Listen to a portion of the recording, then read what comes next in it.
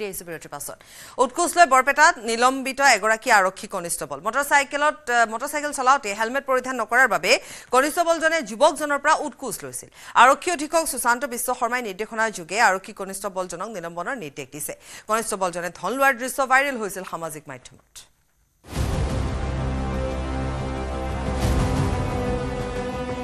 দৰমহাৰ ধনেৰে নাতে একাংশ আৰক্ষীৰ খকুৱা আৰক্ষীৰ বাবে আকৌ বদনামী অসম পুলিচ 200 টকাতে মেনেজ হয় যান-বাহন আইনৰ উলংঘনৰ অপৰাধ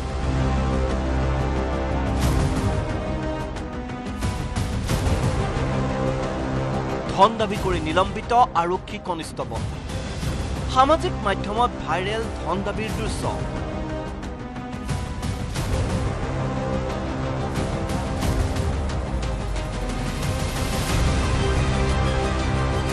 বাইকত উঠি অহা এই আৰক্ষী জোৱানজনৰ নাম সঞ্জয় কলিতা কৰ্মস্থলী বৰপেটা সদৰ থানা এজন যুৱকৰ পৰা ধন লোৱাৰ দৃশ্য বন্দী হ'ল কেমেৰা যুৱকৰ হাতৰ পৰা ধন লৈ পলাই পত্ৰং দিলে আৰক্ষী জোৱান সঞ্জয় যুৱকৰ দাবী একেখন বাইকতে গৈ আছিল দুজন চালকে হেলমেট পৰিধান কৰাৰ বিপৰীতে হেলমেটবিহীন যাত্ৰা এই যুৱকৰ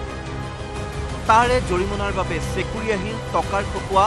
আৰক্ষী জোৱান সঞ্জয় কলিতা শুনক বিৱৰণ মই বৰপেটাৰ পৰা কলকাতাৰ ফালে যাওঁতে কৰাকম বেটি ব্ৰিজখন নাপাওঁতে তাতে মোক পুলিচজনে ৰাস্তাতে ৰখাইছে বাইক লৈ আহিলে মোৰ বাইকৰ আগত ৰখাই পেলাই মোৰ হেলমেট নাছিলে কিন্তু মোৰ ড্ৰাইভাৰজনৰ হেলমেট আছিলে মোক ৰখাই পেলাই অলপ ছাইডত আনিছে ছাইডত লৈ পেলাই কৈ আছে কি মোক পইচা দি নহ'লে মই তোৰ বাইক উঠি লৈ মই থানাত ল'ম মই ভয়তে মানে তেতিয়া আৰু মই তেখেতক সুধিলোঁ কিমান দিব লাগিব ক'লে যে মোক যিমান পাৰা দি দৈ মই ক'লোঁ মোৰ লগততো পইচা নাই 200 টকা এটা আছে দে মোক 200 টকাই দি মই ক'লোঁ ৰিচিপ্টখন দিয়ক পইচা লৈ সি লগালগ মানে গুচি গ'ল সেই সময়ত দায়িত্বটো নাছিল সঞ্জয় কলিতা হেলমেটবিহীন বাইক আৰোহী দেখিয়েই সঞ্জয়ৰ গাত টকাৰ পিৰপিৰণি চিনেমাৰ কায়দাৰে বাইক ৰখাই আৰম্ভ হ'ল ধন দাবী পুলিচটো থিয় হৈ নাছিলে বাইকখন লৈ আহিছে ময়ো যাই আছো সিও সিটো চাইডৰ পৰা আহি আছে আহি পেলাই মোৰ আগত ৰখাই দিছে ডাইৰেক্টলি মোৰ ড্ৰাইভাৰজনে ঘপককৈ ৰখাই দিছে নহ'লে এক্সিডেণ্ট হৈ গ'ল হয় ঘটনাৰ দৃশ্য সামাজিক মাধ্যমত ভাইৰেল হোৱাৰ পাছতেই বৰপেটা আৰক্ষীৰ অধীক্ষক সুশান্ত বিশ্ব শৰ্মাই এক নিৰ্দেশ যোগে নিলম্বনৰ নিৰ্দেশ দিয়া আৰক্ষী কনিষ্টবলজন কিন্তু প্ৰশ্ন উঠিছে ঘুষখোৰ আৰক্ষীক সংশোধন হ'বলৈ কিমানৰ হ'ব লাগিব নিলম্বন দুৰ্নীতিৰ বিৰুদ্ধে কঠোৰ হোৱাৰ কথা কোৱা ৰাজ্য চৰকাৰে আৰক্ষী বিভাগৰ পৰা এই ব্যাধি নোহোৱা কৰিবলৈ কিমান কঠোৰ হ'ব বৰপেটাৰ পৰা নিৰঞ্জন দাসৰ report news 18 Assam north east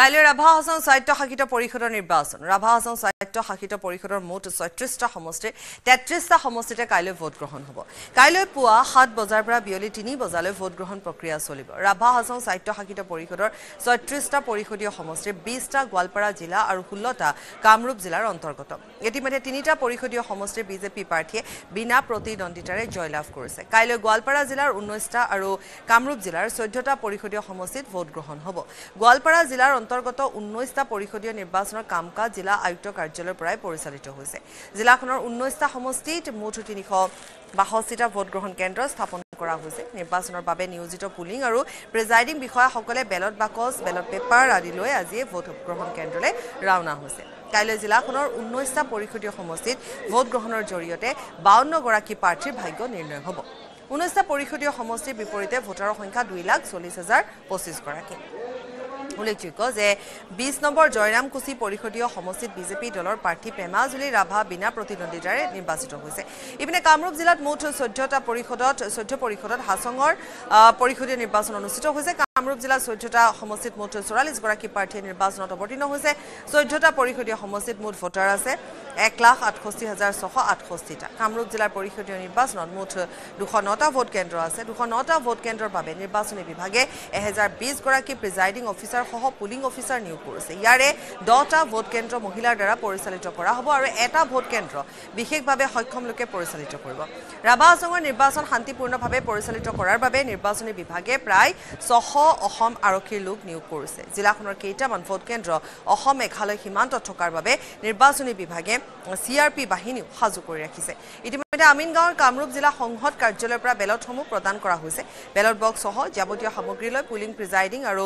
আৰক্ষীৰ লোক গন্তব্যস্থানলৈ যাত্ৰা কৰিছে জিলাখনত শান্তিপূৰ্ণ প্ৰক্ৰিয়াৰে নিৰ্বাচন অনুষ্ঠিত কৰিবলৈ জিলা প্ৰশাসনে যাৱতীয় সকলো ব্যৱস্থা গ্ৰহণ কৰিছে পুৱাৰে পৰা ভোট গ্ৰহণ কেন্দ্ৰলৈ ৰাওনা হৈছে প্ৰিজাইডিং বিষয়া আৰু পুলিং বিষয়াসকল ৰিংকু দাসৰ প্ৰতিবেদন আগবঢ়াম কাইলৈ অনুষ্ঠিত হ'ব ৰাভা হাছং পৰিষদীয় নিৰ্বাচন আৰু ৰাভা হাছং পৰিষদীয় নিৰ্বাচনৰ বাবে পুলিং প্ৰিজাইডিং বিষয়াসকল গোৱালপাৰা আয়ুক্তৰ কাৰ্যালয়ৰ পৰা নিজ নিজ ভোটকেন্দ্ৰলৈ ৰাওনা হোৱা দেখিবলৈ পোৱা গৈছে দৃশ্য নিযুক্তি অসম নৰ্থ-ইষ্টৰ দৰ্শক দেখিছোঁ গোৱালপাৰা আয়ুক্তৰ কাৰ্যালয়ৰ পৰা দেখিছোঁ ৰাতিপুৱাৰে পৰা দেখিবলৈ পোৱা গৈছে পুলিং প্ৰিজাইডিং বিষয়াসকলে এই গোৱালপাৰা আয়ুক্তৰ কাৰ্যালয়ৰ পৰা তেওঁলোকৰ যাৱতীয় যি সামগ্ৰী লৈ পেলাই নিজ নিজ যি ভোটকেন্দ্ৰ আছে এই ভোটকেন্দ্ৰত ইতিমধ্যে ৰাওনা হোৱা দেখিবলৈ পোৱা গৈছে নিযুক্তি অসম নৰ্থ-ইষ্টৰ দৰ্শক দেখুওৱা কিছু কথা পাতিব বিচাৰি দাদা ক'ত পৰিছে আপোনাৰ মোৰ বাক্ৰাপাৰা এল পি স্কুলত পৰিছে কেনেকুৱা গোটেই বস্তু লোৱা হ'ল আপোনাৰ বস্তু এতিয়াও দিয়া নাই অলপ পিছতে দিব বুলি ভাবিছোঁ কেইজন আপোনাৰ কিমানজন আপোনালোক আমাৰ 4জন আছোঁ হয় আমি নিযুক্তি অসম নৰ্থ-ইষ্টৰ দৰ্শক দেখিছোঁ পুলিং প্ৰিজাইডিং বিষয়াসকল দেখিবলৈ পোৱা গৈছে নিজ নিজ যি ভোটকেন্দ্ৰ আছে এই ভোটকেন্দ্ৰত ৰাওনা হৈছে কিয়নো কাইলৈ অনুষ্ঠিত হ'ব ৰাভা হাছং পৰিষদীয় নিৰ্বাচন আৰু ৰাভা হাছং পৰিষদীয় নিৰ্বাচনৰ বাবে ইতিমধ্যে গোৱালপাৰা জিলা প্ৰশাসনে কিন্তু সম্পূৰ্ণৰূপে সাজু হৈ পৰিছে যি ভোটগ্ৰহণৰ বাবে আমি নিযুক্তি অসম নৰ্থ-ইষ্টৰ দৰ্শক দেখিছোঁ গোৱালপাৰা আয়ুক্তৰ কাৰ্যালয়ৰ পৰা দেখুৱাই আছোঁ দাদা ক'ত পৰিছে মই উপৰতলা পাৰ্ট 1ত পৰিছে সামগ্ৰী বস্তু লোৱা হ'ল আপোনাৰ যিখিনি সামগ্ৰী যি আছে ল'ব লগা হোৱা নাই আমাৰ প্ৰিজাইডিং ছাৰ আহিব নাই বৰ্তমান কিমানজন আপোনালোকৰ আমাৰ 5জনমান আছে আপোনাৰ ক'ত পৰিছে মোৰ এই বলদাক বস্তু লোৱা হৈ গ'ল আপোনাৰ বস্তু বৰ্তমান লোৱা হোৱাই নাই বস্তু লোৱা হোৱা নাই ল'ব এতিয়া অলপ পিছে আমি বগলাবাৰী বস্তু লোৱা হৈ গ'ল আপোনালোকৰ বস্তু লোৱা হোৱা নাই এতিয়া হোৱা নাই কিমানজন আপোনালোকৰ আমাৰ 752 কিমানজন গ্ৰুপত কিমানজন আছে গ্ৰুপত 4জন আছে 4জন এটা ক'ত পৰিছে চিনাৰী দেউতাপাৰা বস্তু লোৱা হ'লনে নাই বস্তু বৰ্তমান আহি পোৱা নাই আমাৰ প্ৰিজাইডিং অফিচাৰটো অলপ পাছত আহিলে ন কিমানজন আপোনাৰ গ্ৰুপত কিমানজন গ্ৰুপত আপোনালোকৰ আমাৰ 4জন অসমৰ মাটি বেদখল কৰাত বাধা দিয়াৰ বাবে মৰিয়নীত নগাই অপহৰণ কৰিলে 4জন অসমীয়া লোকক ইয়াকে লৈ মৰিয়নীৰ অসম নাগালেণ্ড সীমাত উত্তেজনা নিশা 4 অসমীয়াক নগা ডুবিতে অপহৰণ কৰি লৈ যায় মৰিয়নীৰ চেলেংহাট ৰনখাম ৰজাবাৰী 4 নং লাইনত সংঘটিত হৈছে এই ঘটনাটো অস্ত্ৰধাৰী নগা ডুবিতৰ দলে অপহৰণ কৰা লোক 4জন হৈছে বিক্ৰম প্ৰধান জয়দীপ পাটৰ তাঁতী আকাশ পাটৰ তাঁতী সঞ্জিত পাটৰ তাঁতী অসমৰ ভূমিত নগাৰ আগ্ৰাসনত বাধা দিয়াৰ বাবে লোক কেইজনক অপহৰণ কৰাৰ অভিযোগ অসমৰ ৰনখাম নদী পৰ্যন্ত মাটি দখলৰ চেষ্টা চলাইছিল অপহৃত লোককেইজনে নগাৰ বেদখলীকৃত ভূমিত থকা জেওৰা উঠাই দিয়াৰ পাছতে লোককেইজনক অস্ত্ৰ দেখুৱাই অপহৰণ কৰি লৈ যায় ভয় ভাবুকি দি নিশাই এৰি দিলে অপহৰণ কৰা 4জনকে আপোনাক কেতিয়া বজাত ইয়াৰ পৰা লৈ গৈছে আপোনালোকক 8টা মান বজাত কিমান আহিছিলে মানুহ আছিলে 25জন মান দাৱগেট লৈ আহিছে গাড়ীটো লৈ আহিছে কিমানজন মানুহ আছিলে 25জন মান হ'ব ওপৰতে আছিলে আৰু খেতি কৰি গ'ল কেইটামান বজাত আহিছে হেৰি এতিয়া 8টা বজাত আহিলে 8টা বজাত আহিছে তাৰপিছত আহি লৈ গ'ল কাম আপোনালোকক লৈ গৈছে ক'লৈ নিলে আপোনালোকক ইউনিয়ন ঘৰ উন্নয়নৰ ঘৰলৈ নিছে চেয়াৰমেনৰ ঘৰলৈ নিছে তাত গৈ কি কৰিছে আপোনালোকক সুধি আছে সঞ্জীৱ কি কাৰণে নিছে বুলি কৈছে আপোনালোকক তালৈ তেনেকৈ এইটো কাটি দিলে এনেকুৱা কৈছে কি কাটিলে এই জেওৰা দিছিলে নাগাকেইটা এইটো কাটি দিলে এনেকুৱা জেওৰাটো দিয়াৰ কাৰণে জেওৰাটো কাটি দিয়াৰ কাৰণে লৈ গৈছে বুলি কৈছে মাটিটো আমাৰ অসমৰ মাটি নে নাগালেণ্ডৰ মাটি এইটো অসমৰ মাটি হৈ যাব সিহঁতে চব্জি খেতি কৰি থাকে নাই যিটো জেগাত জেওৰা আছিলে সেইটো অসমৰ মাটি তেহেঁতি মানে খেতি চেতি কৰে তাত নগাকেইটা খেতি কৰে হয় নাই সিহঁতি টিলাত ল'লে সিহঁতি মানে তলটো চব্জি খেতি কৰিবলৈ এতিয়া সেই জেওৰাটো কটাৰ কাৰণে আপোনালোকক লৈ গৈছিলে 4জন ব্যক্তিক নাগাই নিজৰ মাটি নাগাই দখল কৰা মাটি তেওঁলোকে নিজৰ মাটিটো জেওৰা লগাই থৈছিল জেওৰাটো উঠাই দিয়াৰ পৰিৱৰ্তে তেওঁলোকে অপহৰণ কৰি লৈ যায় আৰু তেওঁলোকে বিভিন্ন ধৰণৰ ভাবুকি প্ৰদান কৰে আৰু উকা কাগজত তেওঁলোকে সাইন কৰায় যে এই মাটিত কিন্তু আপোনালোকে খেতি নকৰিব বুলি এনে ধৰণে যদি পৰিস্থিতিবিলাক হৈ থাকে তেতিয়া অসম চৰকাৰক আমি ক'ব বিচাৰো যে তেওঁলোকে এই সীমা নিৰ্ধাৰণ কৰাৰ যি প্ৰতিশ্ৰুতি দি তেওঁলোকে গাদী দখল কৰিছিল কিন্তু আজিলৈকে সীমা সুৰক্ষিত নহয় আৰু এটা দুখৰ কথা ক'ব লাগিব ইয়াৰে যদি স্থানীয় ব্যক্তি কোনোবাই যদি এই নাগা বিৰুদ্ধে বাইট দিবলগীয়া কিবা কথা ক'বলগীয়া তেওঁলোকৰ কিন্তু ঘৰৰ ভিতৰত আহি তেওঁলোকক মাৰপিট কৰি ভাবুকি প্ৰদান কৰে আৰু তেনেধৰণে এজন এই স্থায়ী বাসিন্দা ৰাজাবাৰীৰ এজন কৰ্মকাৰবৰী একজন ব্যক্তি আজি কিন্তু নাগাৰ ভয়ত তেওঁ বাহিৰত পলাই থাকিবলগীয়া আছে নিজৰ ঘৰত থাকিব পৰা নাই আজি যদি আমি নগাসকলে তেনেকৈ আমাৰ ওপৰত অত্যাচাৰ চলাই থাকিব কিন্তু আমি এটা কথা আজি স্পষ্ট ভাষাৰে ক'ব লাগিব তেওঁলোকে যদি পৰৱৰ্তী দিন আৰু যদি আমাৰ মানুহ এনেকৈ উঠাই লৈ যাবলগীয়া হয় আমাৰ মানুহ মাৰপিট কৰিবলগীয়া হয় কিন্তু তেওঁলোকে প্ৰত্যুত্তৰ আমিও দিবলৈ বাধ্য হ'ম নাগালেণ্ডৰ পৰা দিয়া এখন জাননীক লৈ মেৰাপানীত চাঞ্চল্য নগাৰ দখলত থকা মেৰাপানীৰ সিড ফাৰ্মত অসমীয়া লোকক কৃষি কাৰ্যৰ পৰা বিৰত থাকিবলৈ এখন জাননী প্ৰেৰণ কৰাক লৈ কৃষকসকলৰ মাজত তীব্ৰ প্ৰতিক্ৰিয়াৰ সৃষ্টি হৈছে অসমীয়া গাঁৱৰ মাজত থকা এই সিড ফাৰ্মত 1967 চনৰ পৰা নগাই নিজৰ দখলত ৰাখিছিল কৰ পৰিশোধ কৰি প্ৰায় 1000ৰো অধিক কৃষকে খেতি কৰি নগা কৰ দি আহিছিল কিন্তু এই সিড ফাৰ্মত কৃষকসকলক জাননী প্ৰেৰণ কৰি কৃষকসকলক কৃষি কাৰ্যৰ পৰা বিৰত থাকিবলৈ দাবী জনাই উক্ত স্থানত পাম অইলৰ খেতি কৰিবলৈ লোৱা বুলি জানিবলৈ দিছে ইয়াৰ পাছতে তীব্ৰ প্ৰতিক্ৰিয়াৰ সৃষ্টি হৈছে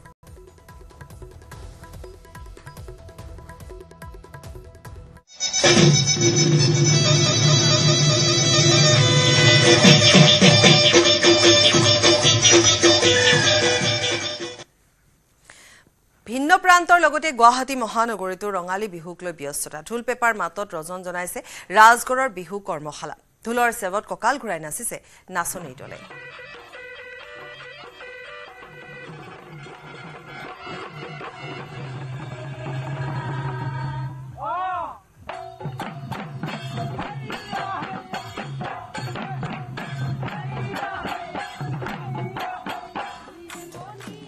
ৰাজগড়ত প্ৰিয়ব্ৰত আছে প্ৰিয়ব্ৰতে আমাক সামগ্ৰিক পৰিৱেশো দেখুৱাব আৰু জনাব প্ৰিয়ব্ৰত আহিছো আপোনাৰ ওচৰলৈ হয় বাপুৰী বহাগৰ বিহুলৈ বাপতিসাহোন বহাগৰ বিহুলৈ মাজত মাত্ৰ এটা পক্ষে বাকী আৰু তাৰ প্ৰাকখনত দেখিবলৈ পোৱা গৈছে সমগ্ৰ অসমতে উজনিৰ পৰা নামনিলৈ ব্যাপক উৎসাহ আৰু ব্যাপক আচলতে প্ৰস্তুতি দেখিবলৈ পোৱা গৈছে তাৰ সমান্তৰালকৈ নাচনীসকলে বৰ্তমান সময়ত আখৰাত ব্যস্ত হোৱা দেখিবলৈ পোৱা গৈছে আমি বৰ্তমান সময়ত উপস্থিত আছো ৰাজগড় বিহুতলীত আৰু ৰাজগড় বিহুতলীৰ পৰিৱেশ আমি দেখুৱাইছো কণ 2-3 বছৰীয়া শিশুসকলৰ পৰা ভণ্টিসকলৰ পৰা আচলতে কিশোৰীলৈকে এইখন বিহুতলীত আখৰাত ব্যস্ত হৈ পৰা দেখিবলৈ পোৱা গৈছে আৰু তেওঁলোকে কেইবাদিনো ধৰি বৰ্তমান সময়ত বিহু আখৰাত ব্যস্ত হৈ পৰা দেখিবলৈ পোৱা গৈছে আমি গোটেই পৰিৱেশটো দেখুৱাইছো এটা সুন্দৰ পৰিৱেশ আৰু দেখিলে আচলতে মনটো অসমীয়া ভাৱটো অহা এটা পৰিৱেশ সকলোৱে গাত ৰিহা মেখেলা মেৰিয়াই ৰঙা বিলাউজ পৰিধান কৰি খোপাত এপাহিকৈ ফুল গুজি তেওঁলোকে বিহু নাচিবলৈ আহিছে বিহুতলীত ভণ্টিৰ নামটো কি তোমাৰ জেস্মিতা পাল তুমি কেতিয়াৰ পৰা বিহু নাচিছা কেইবাদিনো হ'ল কোন আহিছে তোমাৰ লগত মোৰ মা বিহু নাচি ভাল লাগে ভাল লাগে গান শিকিছা নাই বিহু নাম শিকিছা নাই গাই দিবা অকণমান গাই দিয়া হার পাই শুনিলো কেতে কি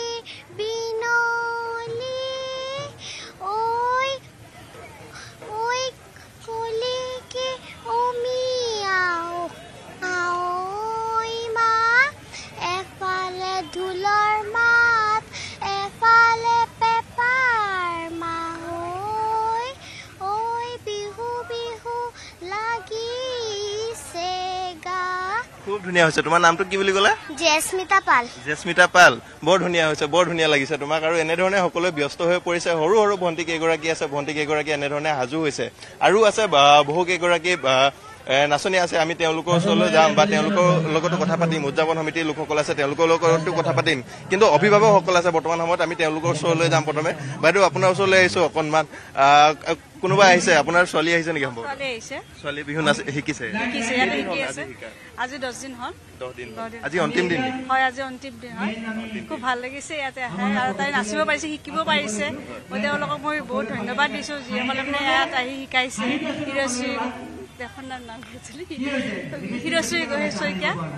ছোৱালীৰ নাম কি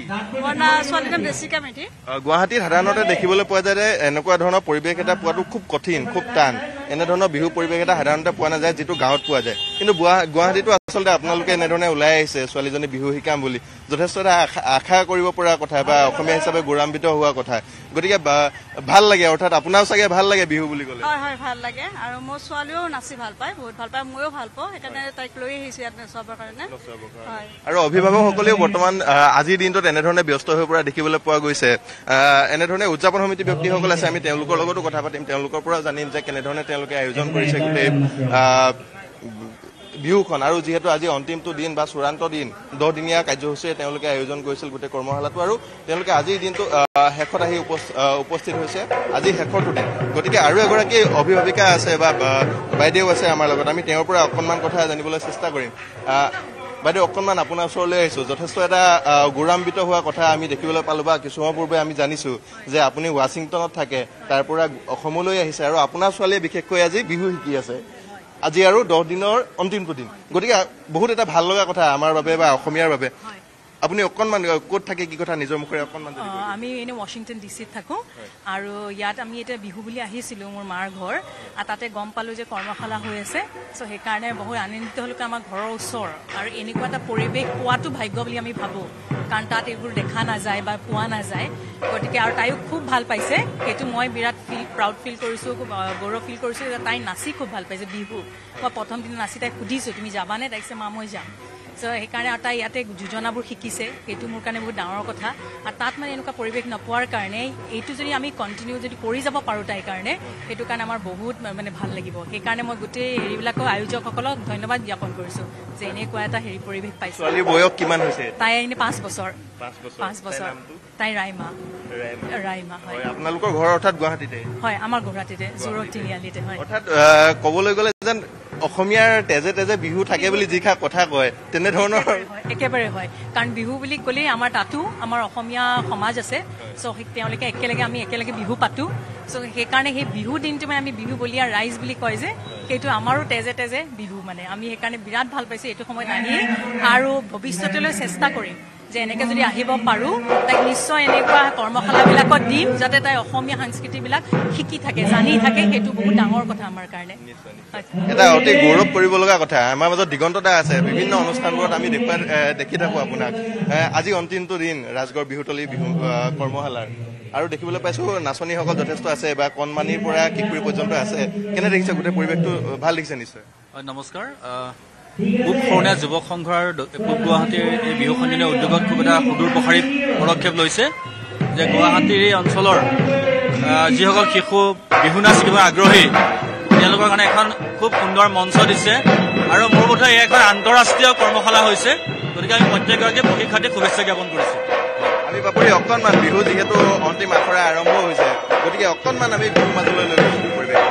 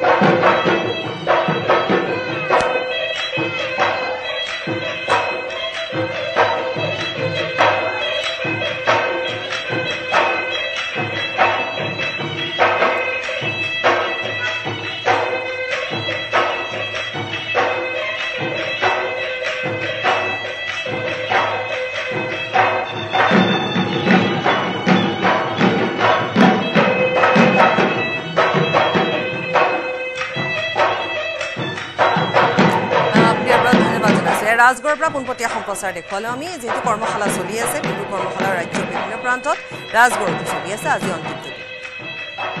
সমাগত ৰঙালী বিহুক আদৰিবলৈ এনেধৰণে এতিয়া সাজু হৈছে প্ৰতিগৰাকী অসমীয়া হেঁপাহৰ বিহুটিক আদৰিবলৈ চৌদিশে ব্যাপক প্ৰস্তুতি চলিছে বিহু মঞ্চ কপাবলৈ সাজু হৈছে বৰ অসমী বিহু আদৰ ৰাজ্য প্ৰান্তে প্ৰান্তে অনুষ্ঠিত হৈছে বিহু নাচ আৰু ঢোল বাদনৰ কৰ্মশালা ওদালগুৰিৰ বৰপুখুৰী গাঁৱৰ তলৈক্য বৰুৱা নামৰ যুৱকজনৰ নেতৃত্বত এই বিহু দলটি গঠন হৈছে আৰু 25 দিন ধৰি আখৰা কৰি আছে বৰপুখুৰী সংঘৰ বাকৰিত ৰিপুঞ্জয় নাথৰ প্ৰতিবেদন আগবঢ়াম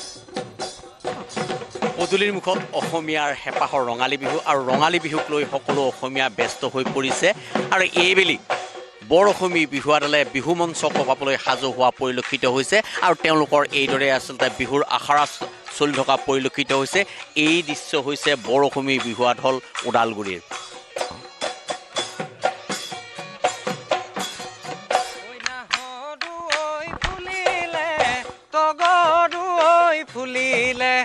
নাহৰু ঐ ফুলিলে তগৰু ঐ ফুলিলে বিৰিখৰ ডালে ডালে কুহিনো পাত মেলিলে ঐ আহঁতৰে তলতে ধুলেনো গুম গুমালে ৰাইজে কৰিছে মন নাচনি আজি কাচি বিহুলৈ বুলি হায়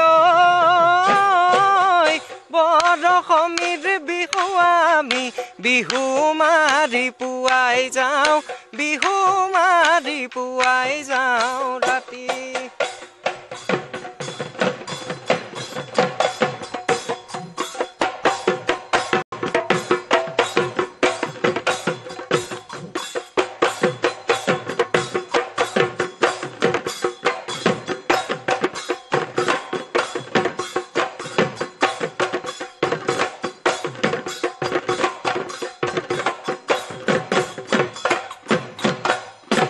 বৰ অসমী বিহুৰ যি উদ্যোক্তা তলৈক্য বৰুৱা মোৰ লগতে এই মুহূৰ্তত আছে তেওঁৰ পৰা মই পোনে পোনে জানিবলৈ চেষ্টা কৰিম কেনেকুৱা বিহুৰ প্ৰস্তুতি কেনেকুৱা আখৰাতি তুংগত